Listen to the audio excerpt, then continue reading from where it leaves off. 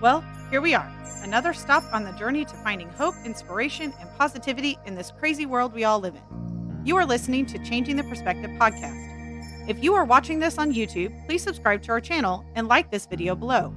If you are listening on a podcast service, please like our podcast on your preferred service. No matter how you choose to hear this interview, we are grateful you are following us on this journey. Hey everyone, welcome back to another interview of Changing the Perspective. Today is something very near and dear to my heart. This is my story, different twists. There's always a different, as she said, same story, different face.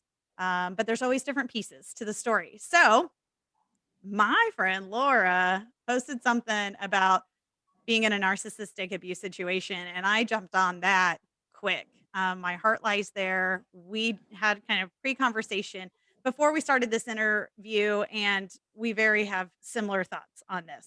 So quickly, this is her little short bio. She's a narcissistic abuse survivor with a heart for helping women in this same type of relationship to find awareness and escape, but also work towards making changes. Um, she wants to make the subject open and not taboo, and I agree. This is a scary thing to talk about a lot, and people avoid it. There's a lot of emotion tied to it. She also wants to provide women the tools they need to prevent being in this type of relationship to start with, and I love this. This is amazing. So, tell us where this all started for you. I say it started the day that my now ex-husband was arrested, but really it was before that. So I was in an almost 4-year relationship, and 2 of that was marriage, and starts out sweet and wonderful. I say my guard was completely down. When I met him, it was through a mutual friend. My mom, had been staying at home and being her caregiver as she was walking a cancer journey. And near the end of that, a friend of mine, you have to have an escape, right? So she was like, hey, there's this person I know, did not tell me the whole story, met him 6 days before my mom died, 12 days before my mom died. So my guard was down. I was tapped out. I was empty as all get out of any emotion there is at all. And it was perfect for him. As he waltzes in, he's handsome. He has Bible verses on his person all over, like tattoos. And it's just, he could quote scripture like a pastor. And I love God with everything in me. And I was like, oh, this is it. This is the guy, And he just was very charming right off the bat. And when we met shortly thereafter, like I said, my mom passed away. And then I went back to work. Within a few weeks, he started just little jokes and little jabs and things. I was like, oh, that kind of hurts. I don't like that. But again, so tapped out, not really aware, no radar, kept on trucking. And so all of that, fast forward, once we had married, the abuse really started. He became very, it was physical. It was things being broken, things being thrown. Not that it was great beforehand, but definitely not to this level. And I just was not aware at all of what was going on. So although the day that he was arrested for domestic assault, and the fact he never came back to our home, there was an order of protection from there on out. I say that was technically when my marriage ended because I never saw him again and he was never here. Other than the court date, but really it ended when he just almost immediately within 2 months, within 4 weeks, he stopped wearing his wedding ring, and lots of things were happening in our marriage that I didn't understand. And I did not realize I was crumbling. The people on the fringe of my life could see the crumble, but I could not. And the blessing in it was near the end of the marriage. He actually had to travel for work 2 weeks and 3 weeks at a time. For people who are being abused, you can't see past the end of your nose. If you were to look, it looks like a bit of a line full of dots, but if you pan back, it's really pencil leads. But because you're right here, you can't see it. You have no idea. You just, every day, you're just struggling to keep your feet under you. Every day it's unstable. And so the gap with him being gone away for work gave me the opportunity to go back and kind of breathe, read my journals, because I'm a big writer. And in the journals, I say it's like the story of the guy in the Bible who Jesus spit in the mud and put it on his eyes and the scales fell off. All of a sudden, I was like, oh my gosh, this is a pattern. It's been a pattern. It's been this way since the beginning. I had no idea, and you just can't know. So I had set boundaries, and the boundaries basically, and I gave them to him before he returned, read them to him the day he did return, and the day after he returned from the trip was when he was arrested. Because when you throw up the boundaries to a narcissist and to any abuser, they immediately escalate. It immediately goes up through the roof. And that was all it took, really, was me standing my ground. And over the years, I'd stood my ground a fair amount, but never to this point, never really realizing, because you just don't realize what's going on.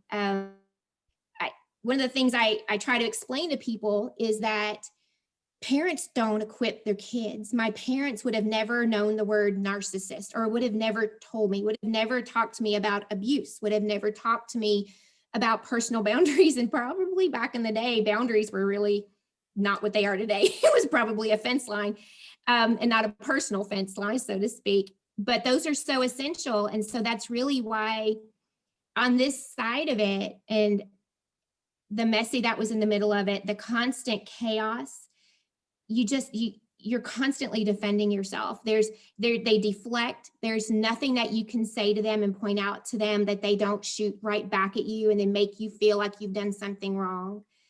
There's different punishments. Mine would disappear for hours at a time, would sleep in another room for days at a time just to punish me. Found out later, pretty much when he was disappearing, he had multiple affairs since the day that we were married. No narcissist is ever faithful, ever. They'll lie to you and tell you that they are, but they are not. So it's just, I really, going through it, in the middle of it, where my family sees me, I'm really bubbly. I'm really a glass half full kind of person. I'm very friendly and happy. And yet in the middle of it, I couldn't even have told you the last time I smiled. And my family saw it and they couldn't do anything about it, understand it. And I remember, you hear women, you hear that abuse being talked about, and people are like, well, why doesn't she just leave? Well, there's so many reasons why you don't just leave. One, you don't see it. Two, you love them, and you're in this cycle of abuse, which was a term I'd never heard of until I was on the other side of it, that keeps you almost tied to it, like the Stockholm syndrome, they call it trauma bonding. This cycle you can't get out of, and you don't realize that you're in it even, and you're almost stuck to it. But there's also the fact that for me personally, and a lot of women, when you leave, you are at an exponentially larger risk of assault or death. The day we went to court, the court advocate that they gave me, which is really gracious of the courts, because you're a mess. I mean, you're just, your husband's been arrested. You're suddenly having to be afraid for your life in a different way than you've ever thought of. So she asked me all these questions, and she checks these boxes, and she holds it up, and she said, do you see these check marks? And I said, yes, ma'am. And she hands me a tissue, and she said, you're at a really high risk of him killing you. And which is one of the threats he had made to me, among other the things he had done to me. And at that point, everything switches gears. So people don't realize the risk. They don't realize that the moment you say I'm leaving is the moment that they're like, okay, all things are on the table. I will do what it takes to keep her. And you have to be afraid for your life. If you have children, you have to watch out for your kids. I had to go to work and pretend everything was fine, even though I hadn't slept in days. I was having to couch surf because he couldn't know where I was. And when he did know, it wasn't safe for me to be in my home. He knew the layout of our home. Orders of protection are great, but they're just a piece of paper. So, yeah. And one of the other things too that really made me want to say my story out loud is just the fact that if a woman comes forward, or a man, and says there's cancer in my family, or there's been a death in my family, everybody rallies around them and they offer support and prayers and whatever. When you tell somebody that your spouse has abused you, you become the attacked again. I had a lot of great friends who love me, who were on my side from the jump. Never a problem. They really literally took me in, made me a part of their home, and protected me. But there were definitely people who didn't know what to do with this story. And so they just kind of backed off. They didn't know what to say. And I had a few people get upset with me because they're like, well, your socials looked great. I would have never known, because literally not even a month before he was arrested was our second wedding anniversary, and all these gorgeous pictures. We got on this vacation, But literally one of the days in the B&B, he literally said, well, if you get fat and I don't find you attractive, I'm just going to go find a girlfriend on our anniversary. But you don't post that. And that's what I, wanted to tell people. You don't put on your socials, they held me hostage, that I had to sleep with a knife in my hand in a chair under the door and the guests terrified, or that they put a pillow over my face, or that they, left marks on me and things like that. You want it to be good. So that's what you portray. And it's just never going to be that. So there's all kinds of dynamics to women leaving and not to stay. And there's also the statistic, and I'm sure you know this too, that it takes most women 7 times leaving to stay gone. And that's part of why the trauma bonding, that cycle, you don't, unless you get really great counsel and you've got super strong people in your circle around you, they always come back. They come back a year later, 2 months later, 3 years later, 5 years later, and they call it hoovering because they're sucking you back in, but they always come back. So you have to be strong enough. But that's why, that's also the statistic, is that the women go back. So I was really fortunate and found an amazing Christian counselor, and who just from the very beginning was exponentially important to my healing and my journey. And then on this side of it, it's my goal to also talk about what we carry in our backpack from our childhood, our invisible backpack that has our hurts and our fears and the things people said to us that changed who we are. Because if we're always carrying it, then that's our inner narrative. Those things talk to us. You're not good enough. You're not pretty enough. You're not strong. You're not smart. You're never going to be a good parent. All that stuff still rings around. And until you unpack it with your counselor, which is hard work, sometimes embarrassing work, because although I didn't ask to be treated, I didn't stand up for myself at the right points when I could have ended it in the beginning. Again, my story with my mom made me a little less likely to have seen things, but it doesn't mean that I don't own that part. So I think unpacking that backpack is a really big deal. So, and to give it a voice, it's not right that it's taboo. You shouldn't be the one that people look at like you're wearing the scarlet letter. There should be that, let me pray for you. How can I help you? And again, I had a lot of that in my life, but not a lot of women get that. A lot of women are on their own trying to figure this out and being scared for their lives and for money and their kids and things like that. So that's just kind of why I talk about it. Well, and the shame that comes with, I went back to him this many times. I stayed in it this many years, and I know I probably shouldn't have, but I did.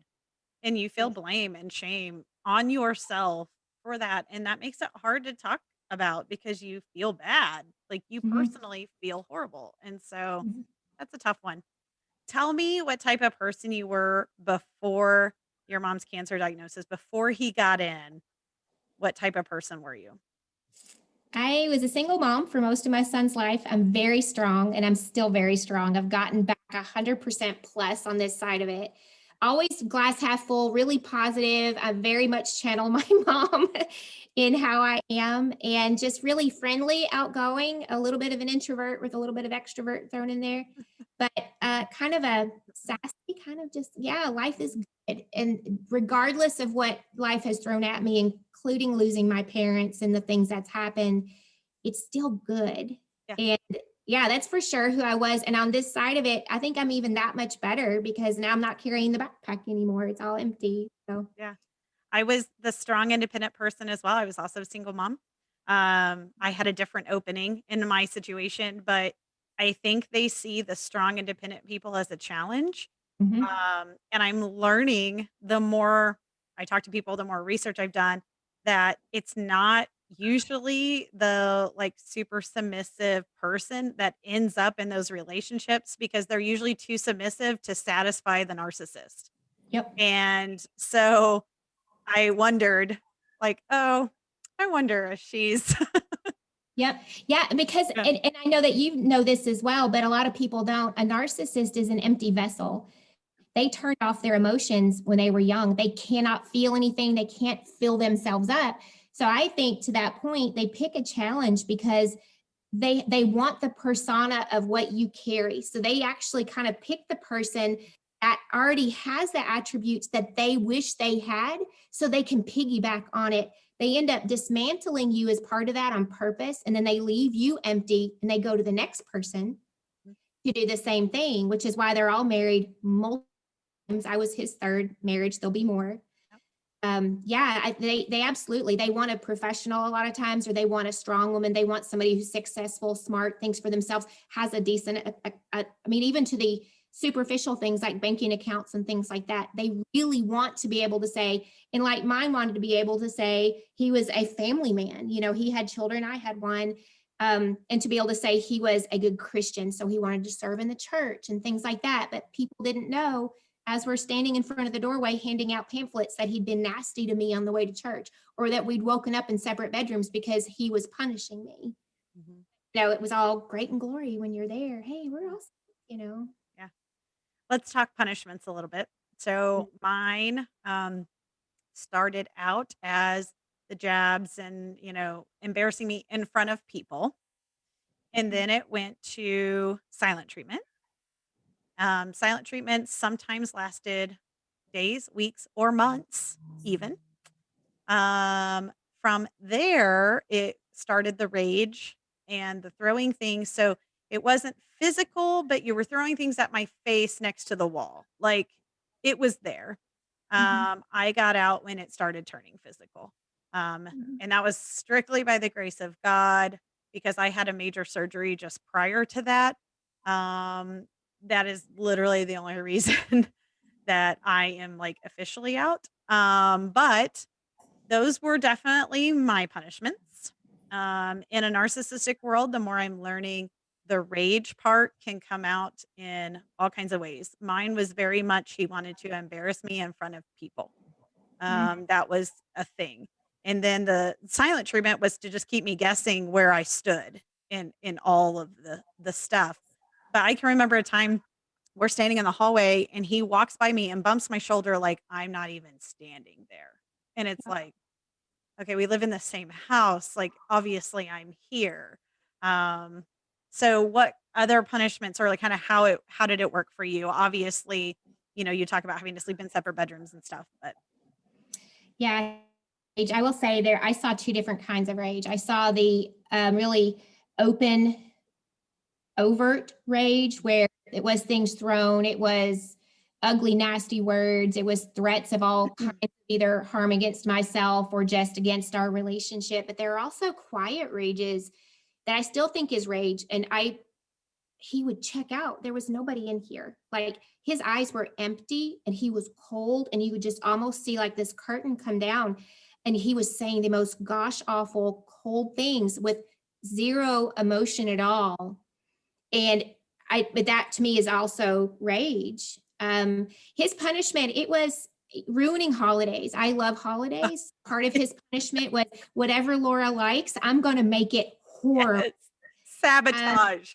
Yes, is exactly. Why would we ever possibly, I'm going to make it where she hates it, which I will, my whole life, my whole platform is based on God. I know that God arranged for the arrest when he did, which was in May.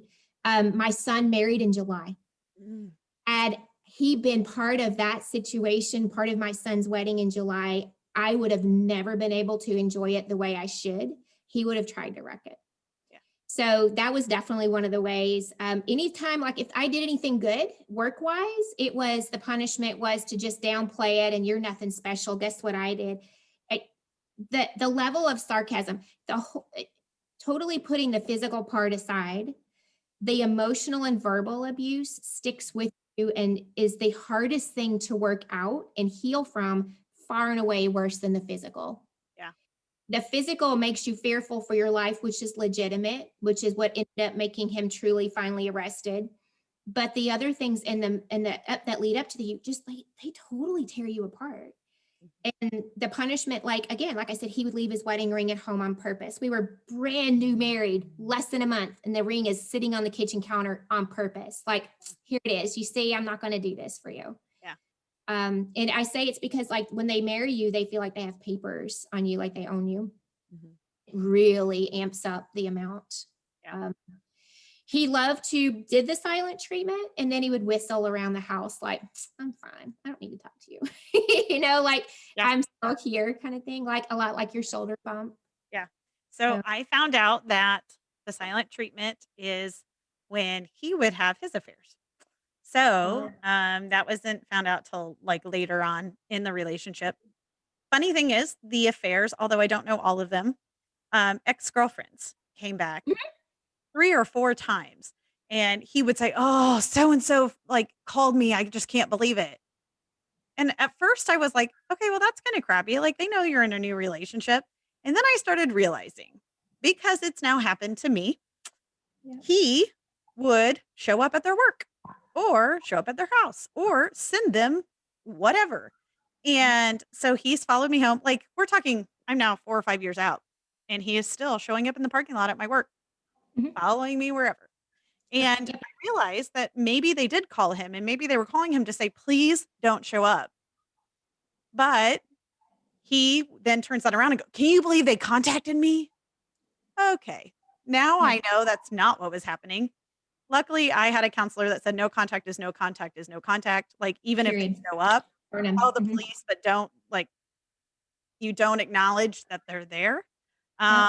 So luckily that hasn't happened to me, although I now realize that probably that story went a little bit like, Shauna followed me to wherever, because in his mind, I initiated something, Oh, even yeah.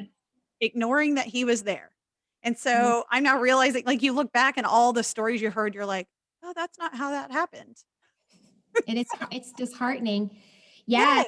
yeah. Even him being arrested, he convinced the people in his circle that I had set him up and it was my fault. And the women that again, the hoovering thing, I think is where that comes back, and they never leave you alone. So my order of protection expired after 12 months, which is normal.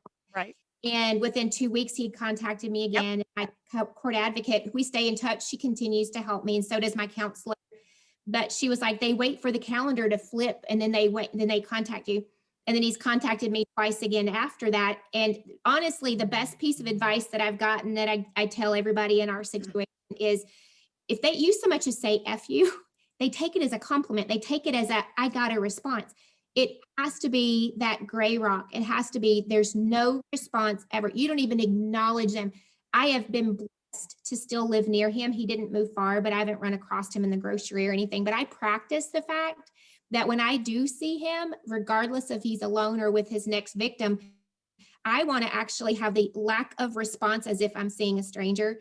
And that is what eventually, hopefully, makes them leave you alone. I hope it works. I don't know. I'd rather him move away and not come back, but I don't know. I mean, I've blocked like 11 or 12 numbers, a million emails, Facebook profiles, Instagram. Like, the number over the last 4 or 5 years has been astronomical. And mhm. I just don't understand it. Like, I haven't reached out. All I do is block it. What do you feel like you're accomplishing? And of course, you're never gonna get the closure to know any of those answers. Um, and Right. that so let's talk about that, like, this closure piece. How did you get I closure? don't think, honestly, closure for me is almost being able to say, I am this healed on the other side. Part of it, and this is really bad, I got the house and everything, but it's because it was my money that had gone really to buy the house and things like that. So it was right, you know. But the I don't even know that I would say I've had closure, but I don't know that I've needed closure. It feels like the fact that I'm on this side of it, I've learned from it. I have actually healed parts of me that needed to be healed 2 decades ago that I didn't realize even. That I'm in such a better place. And I almost get I almost laugh over certain things because I'm like, when he sent me this little, like, very small thing, but it was basically to say you're still on my radar. And I just laugh at it like, I'm so strong now, you will never stand a chance with, ever again. And I maybe for me, that's the closure, is knowing I am healthy and healed and happy. And at some point I will find a good relationship. That's the one, and will be healthy where I don't know that I would have, I don't know what would have happened had I stayed in it. So maybe that's my closure, Yeah. honestly. My counselor, luckily I had a good counselor too. She just said, "You've gotta just find your own because you're obviously not gonna get it. And so you have to Yep. develop your own reasons and your own closure, or you will continue to go back." And that is Mhm. definitely, talking to people that are in that situation. you're never going to get closure. So stop going back thinking that's what you're going to get out of it Yeah, because and stop worrying about whether people know your side of the story. That's hard for me because there's a term flying monkeys, and it's the people who attack for them on their behalf. Mhm. And I got that. I had people from his family reach out and just lunge. And of course, they're feeding people this lie. You have to drop the desire for people to know your side. It doesn't matter. You know your side. Your circle of friends and loved ones know your side. It doesn't matter what other people think. And that's hard.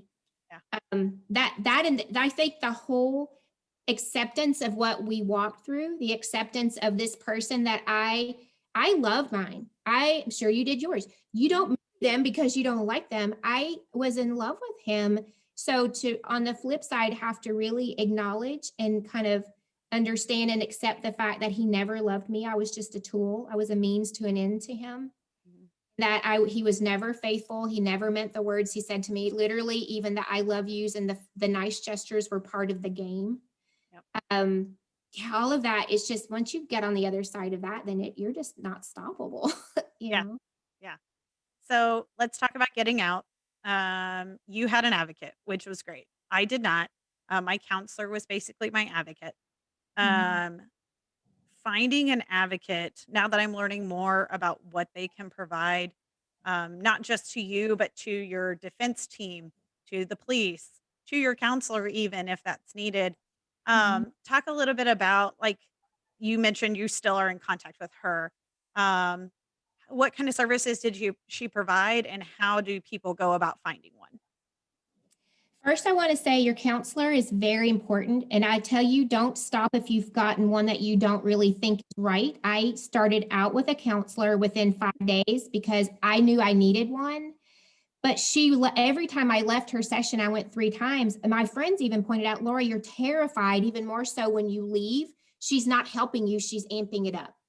And so it's don't ever think you're locked into one counselor. There are hundreds and hundreds of them out in your area. And now, thanks to COVID, there's a ton of them available online that are amazing.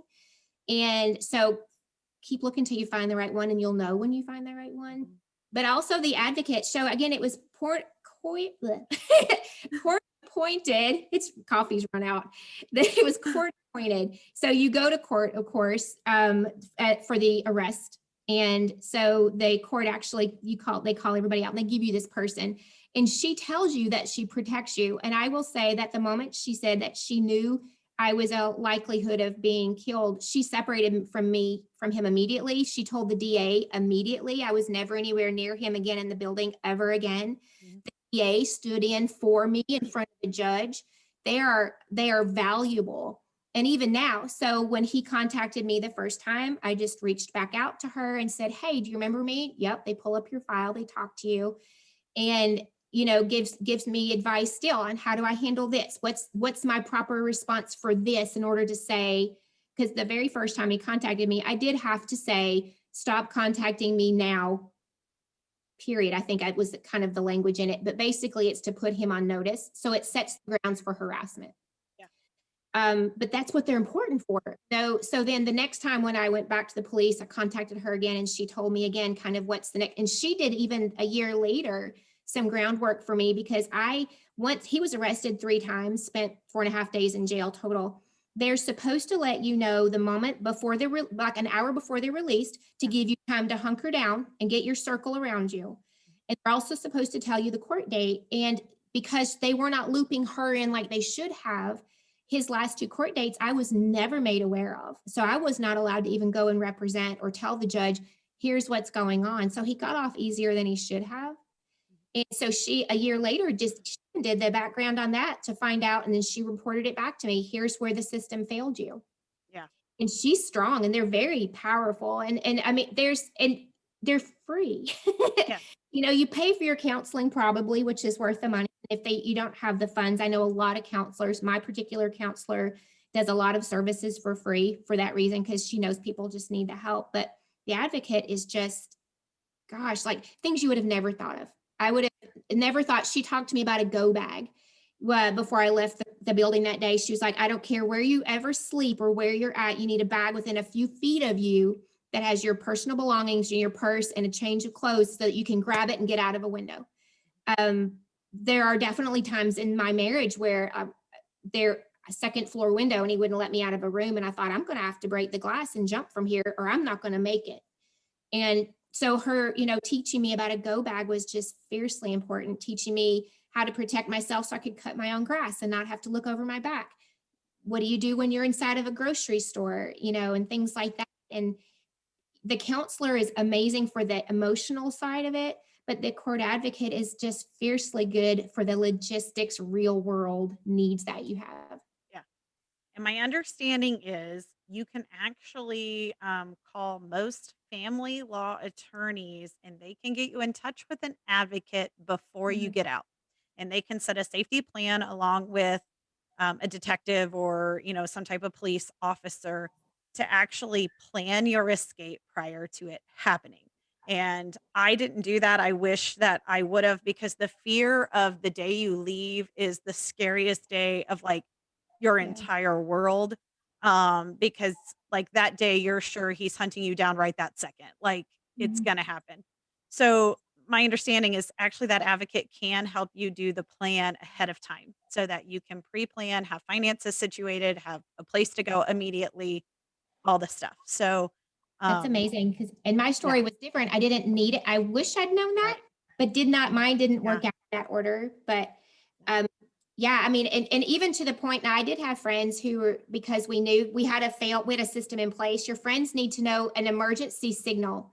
And for my friends, it was like, if I can get one letter of the alphabet to you, if it's just one letter and not a whole text, to call the police. There are apps to put on your phone that allow you to alert people without your abuser even knowing that that's the kind of app, so they can immediately send the police. I had change of clothes in my car and extra cash in my car, but yep, yes, I mean, depending on the circumstances, especially if you have children, and like I got to stay in my home because again, he was arrested and he was right, never allowed to return. But for a lot of women, that's not the case. Like you're leaving your home and your right, security. So it's, where do you go? Who's in your corner? Who's going to protect you? yep. And I did not know that. That's really fascinating. I think it's great information. I'm learning this through the process because he wasn't like, I was leaving, and after I left and after I, like, got well past it, someone's like, you could have had help planning that, right?" And I'm like, Mhm. "No, I didn't know that, or I would have had that done, like, a while ago." I ended up living with my parents for 7 months out of, like, safety and security of my world, and, you know, my dad held a shotgun, like, right by the couch because if something was happening, like, my dad was gonna take his head off, and, I Yeah. still it's sad. I am now remarried in the best way, found the healthiest relationship, which is amazing, but I tell this story that I have, like, 5 guns scattered across my now home, and the first time he came over, I said, "Look, you should know that there are guns all around here, and you're never gonna know where they are, but if you make a wrong move, I swear to you, I am not afraid," because I'm I felt glad. like I That's had to, good. like, assert this, like, protection thing to Yeah. someone I didn't even really know very well, and Yeah. he tells this when he tells the story, he's like, "I came over anyway." Like, you know? And so, it's sad that you have to plan your life that way. It's Yeah. just really sad. It is. So Well, and you may be in the same boat. So I'm now almost 2 years removed from the arrest and everything happening. I just kind of started putting my feet in the pool of dating a little bit, yeah, but I come with baggage, and my baggage is, 5'10" and 185 pounds baggage because I, I speak for it, and I'm not going to stop speaking on behalf of this. And I want to continue to reach out to women and be a voice, to share the words and the terms and to give insight. But that means I have to find a guy who's willing to be understanding of that.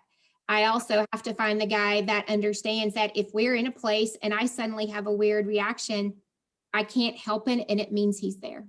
Mhm. So and you don't like, I know, I'm sure you can say the same thing. Not, I'm really even so much done with the healing process. You're probably never fully done. Yeah, Still have a little bit of weird PTSD reactions, triggers, yep, but there's fingerprints, right? That we carry the fingerprints of that. And I think that even your guns and, the story we have to share with people, just so they know what's in our life, so they can decide if they want to be in our life or not too, Yeah.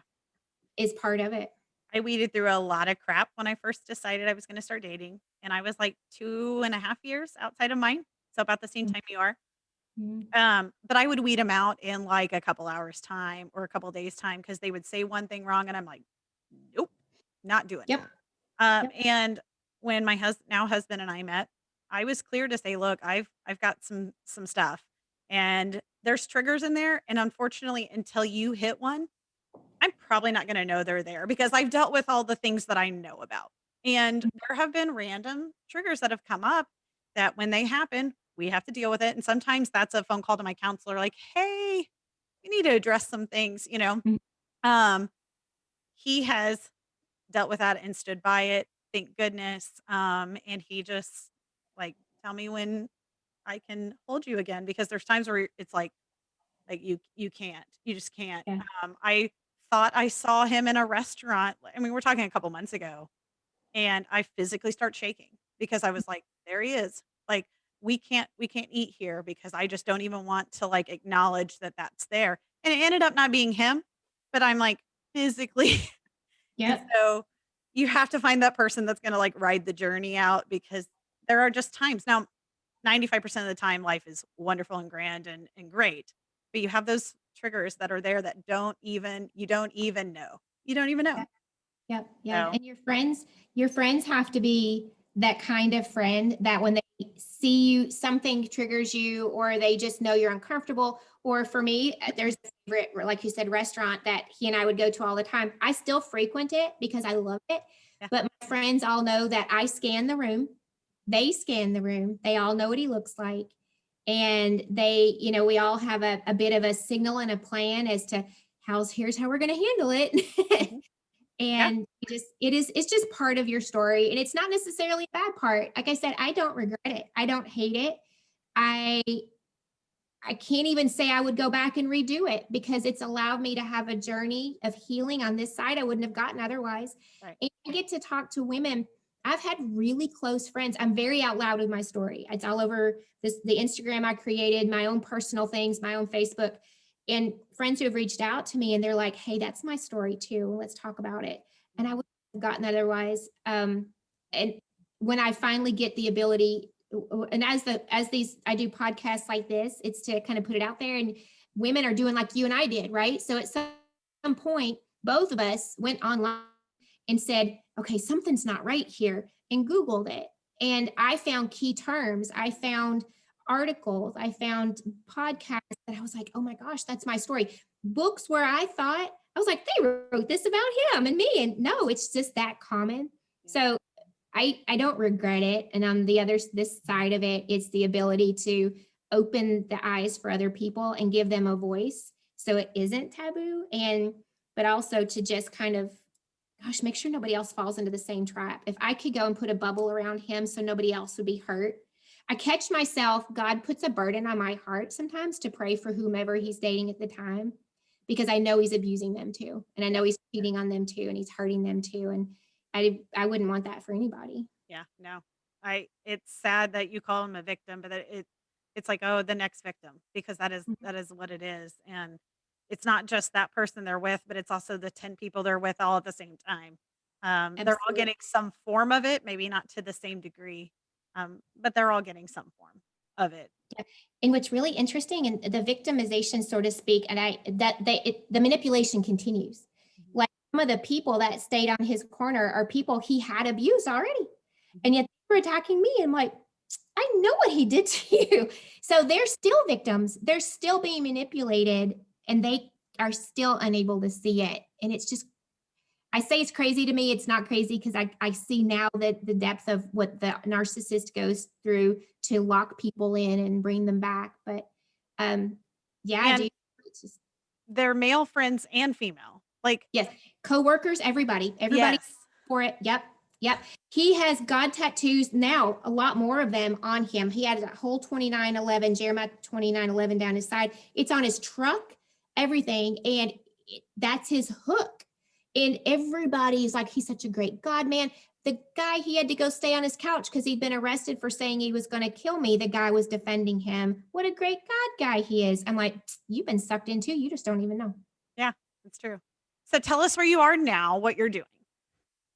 I'm excited. So I have an Instagram that is completely dedicated to just putting out snippets of wisdom. Because everybody has 30 seconds as they're scrolling things and they kind of take in a quote. And I don't just use other people's quotes. I try to write a lot of my own, but I also unpack it differently. I really want to be real world with it. And then I also have a blog that I write, and I'm unpacking the key terms, because until you've gone through it, you don't know what cycle of abuse is. You don't know explosion is. You don't know love bombing. You don't know trauma bonding. You don't know all of these things that really help you go, oh my gosh, that's me. Mm-hmm. So the blog is really at least 1 or 2 posts a week, so that I can start putting things out there for women. The same kind of stuff I found when I was Googling and needed the help, that hopefully it's in one pocket, like that one resource between the Instagram and the blog. And then personally, I'm really hoping to talk to high school girls, because that's where you stop it.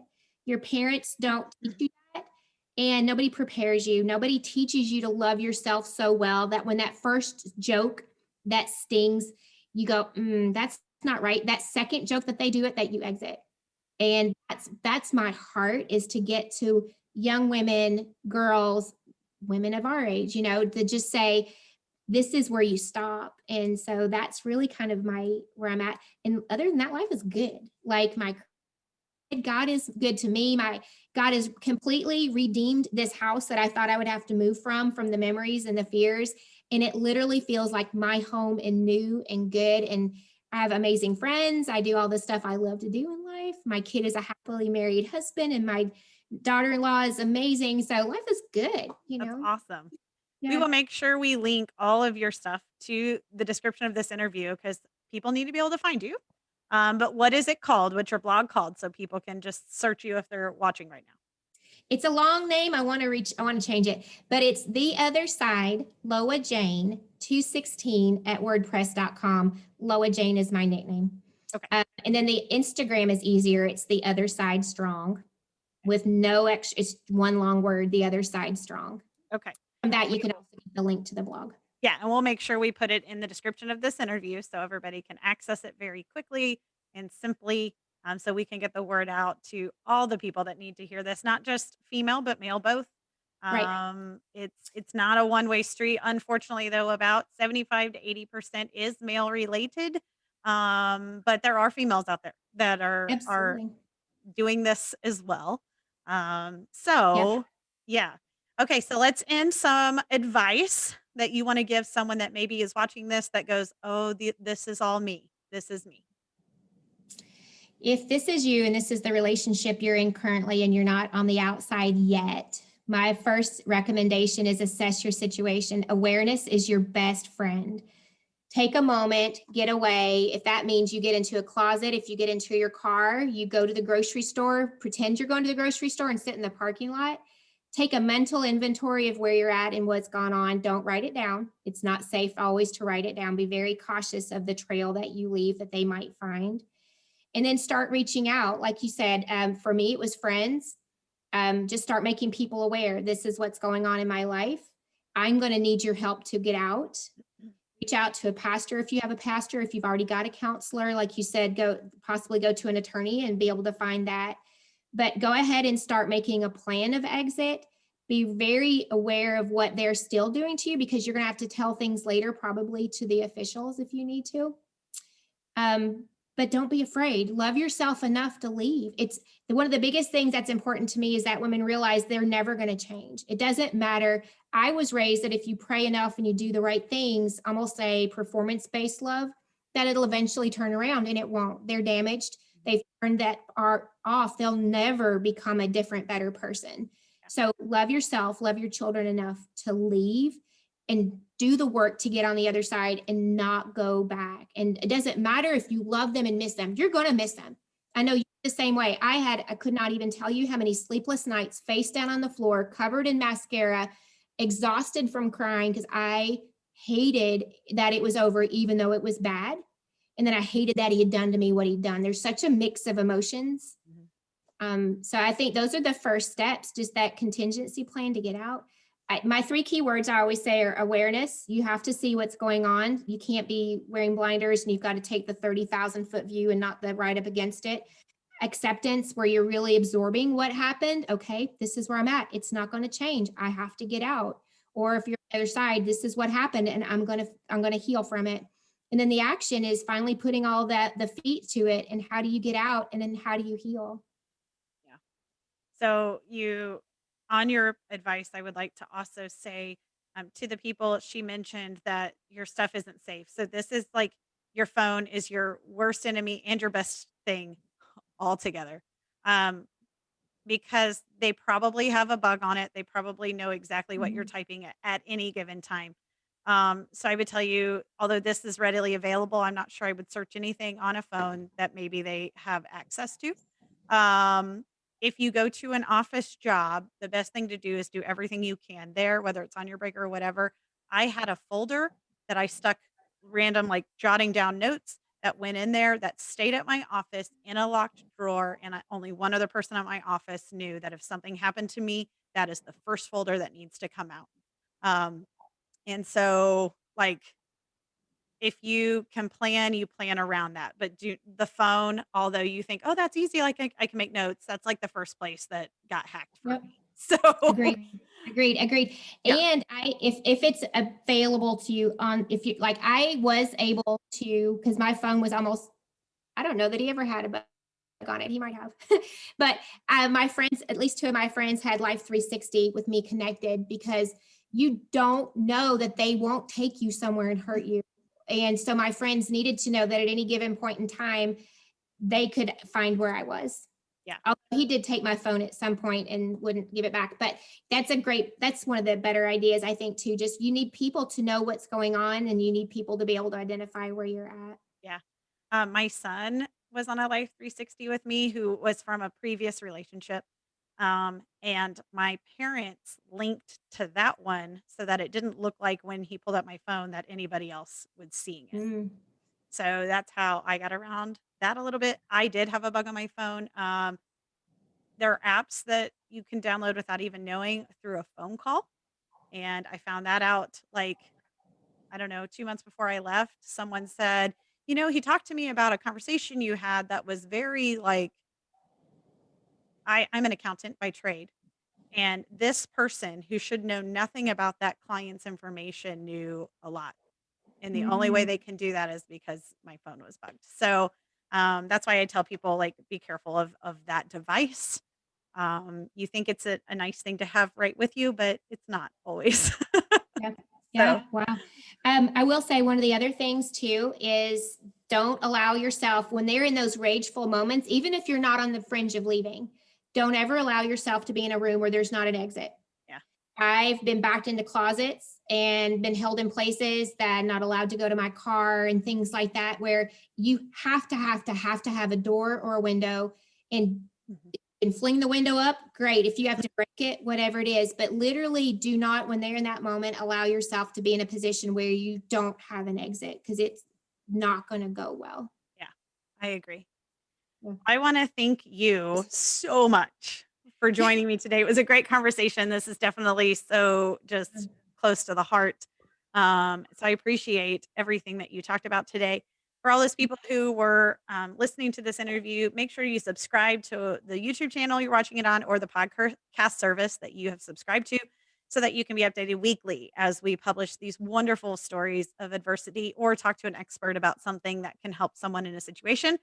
We appreciate all of you. I hope everyone had a wonderful week. Have a great weekend, and we'll catch you next time. Bye. Thank you.